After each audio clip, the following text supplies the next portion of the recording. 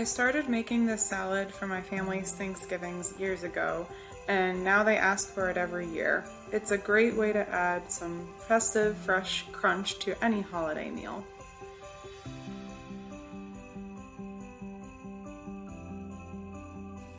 The first thing you'll want to do is dice the onions so they can start pickling.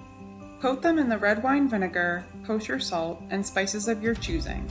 Then set the mixture in the fridge for at least 45 minutes while you prepare the rest of the salad.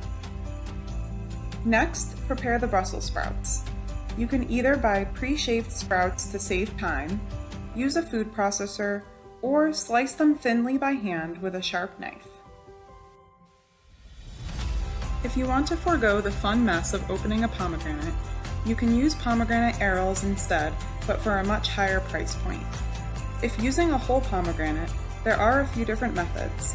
I've tried whacking it with a wooden spoon and soaking it in water in the past, but this year I used the method that I saw floating around of cutting a circle in the top and slices down the side like a navel fruit, which worked out great. Next, dice up half of your apple and combine it in a large bowl with the shaved Brussels and pomegranate arils.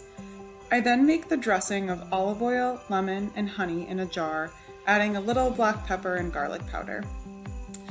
You can mix in the red onion whenever it is pink and pickled to your liking. Salad can then sit chilled if not being served right away, and can be transported without the dressing and the walnuts. That's what I would recommend doing, so it doesn't get all soggy. About 30 to 60 minutes before serving, toast the walnuts in a little bit of oil, let them cool, and then add them into the salad along with the dressing.